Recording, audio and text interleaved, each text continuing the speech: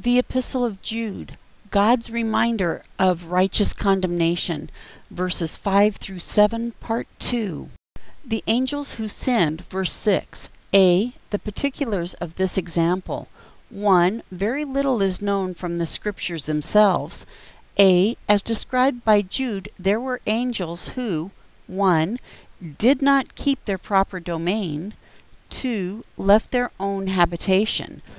B. Peter simply writes that angels sinned, 2 Peter 2:4.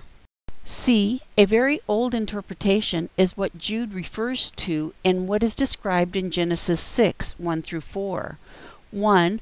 Where sons of God is understood to refer to angels, as used in Job 1:6, 2:1, and 38:7, who cohabited with the daughters of men.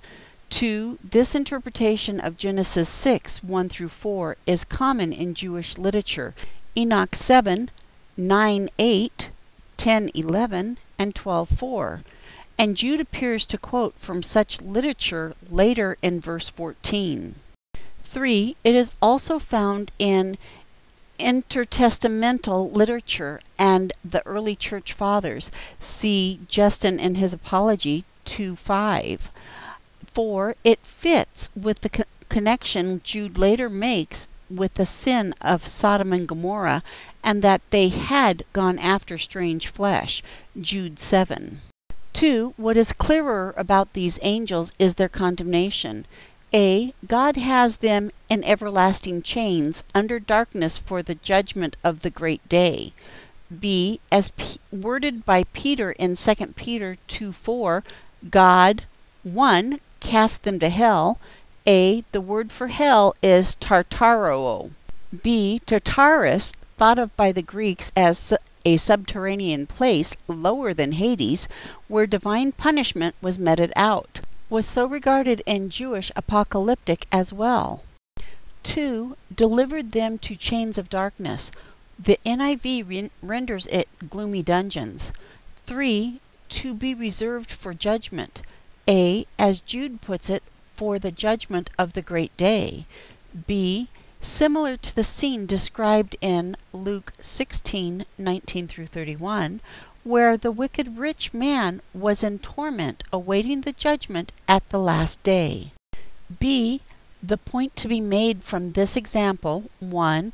God is prepared to render everlasting punishment to the wicked.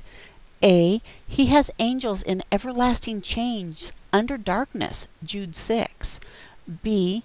For the ungodly men described later, he has reserved the blackness of darkness forever. Jude 13.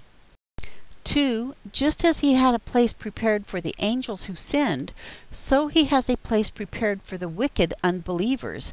See Revelation 21:8. So God has demonstrated that he is prepared to punish the wicked. That he will do so is emphasized with one more example, the judgment that came upon the cities of Sodom and Gomorrah, verse 7. A. The particulars of this example. 1. The judgment against these cities is vividly described in Genesis 19, 24 through 28. 2. Why this terrible judgment? A.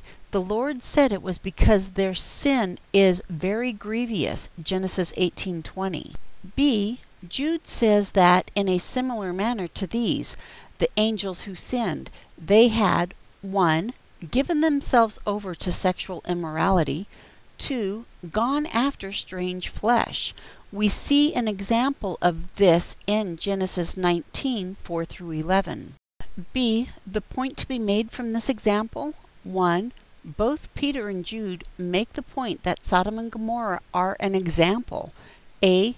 Peter, an example to those who afterward would live ungodly. 2 Peter 2:6. B. Jude, an example of those suffering the vengeance of eternal fire. Jude 7. 2. God has given us an example of the eternal fire awaiting the subjects of his righteous vengeance. Conclusion. We may be like the original recipients of Jude's letter, well acquainted with these events. A. But Jude wanted to remind them. Jude 5. B. and we need to be reminded often as well. 2. What is it that we need to remember? A. Remember Israel as an example of those once saved who were destroyed for lack of faith. B. Remember the angels who sinned as an example of those whose incarceration tells us God has a place prepared for the wicked. C. Remember Sodom and Gomorrah as an example that God will not withhold vengeance of eternal fire when the time is right. 3. It is only when we keep such events in mind that we will A. Take serious the warnings about those who would lead us astray. B. Take serious the admonitions designed to keep us preserved in Jesus Christ. Are you letting these examples serve their intended purpose? Will you let them motivate you to make whatever changes need to be made in your life? The judgment of the great day draws nearer.